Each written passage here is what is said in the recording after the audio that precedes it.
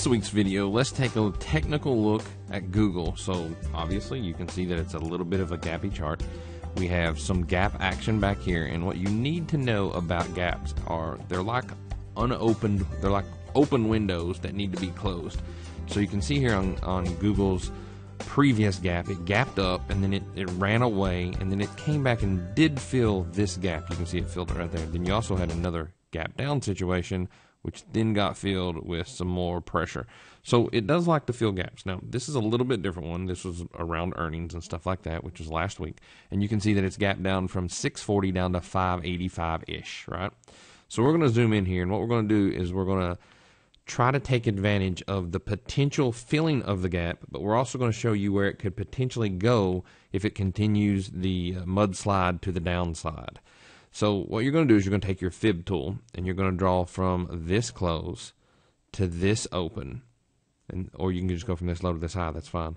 You can go from the high of here or the low or the close to the close. I'm just using the close and the low.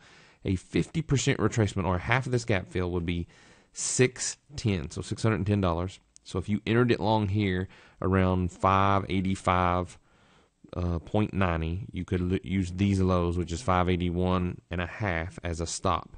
And this would be your first target, 610, and then your next target would be 639. Now, if you're sitting there going, man, I don't think it's going to fill the gap, then where do you think it's going to go if we're wrong on this trade? Number one, we'll have a stop loss here. That's fine. But if it doesn't hold, where is it going to go? It's really easy to determine. All you have to do is first delete the fibs, and then what you're going to do is you're going to change this daily chart to a weekly chart, and then you just want to see where some good old-fashioned support and resistance are. So you can see I've got a line here from this low. Here's the good support trend line, and then we're just going to place a horizontal line about where they should intersect, which is probably going to be right in this area. So we're looking at 530, and then what we want to do is we want to back up and see if there's any other old support or resistance that we can play off of. So there's a little bit here, just a little bit of support. So it could go anywhere from 535 to 511, 535 to 511. So if you like the short side, obviously you could ride it to there and it'll probably bounce.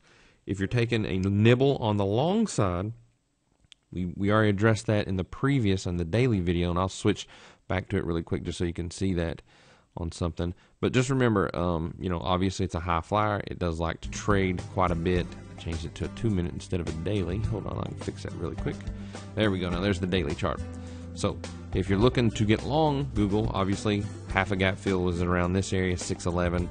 You can use these lows as your stop, and that would be your target. So remember, next time you see something that gaps up or down, first, see if it has news associated with the up or down gap.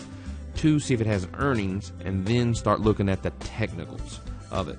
And that way you can find your entries, your stop loss, and your target.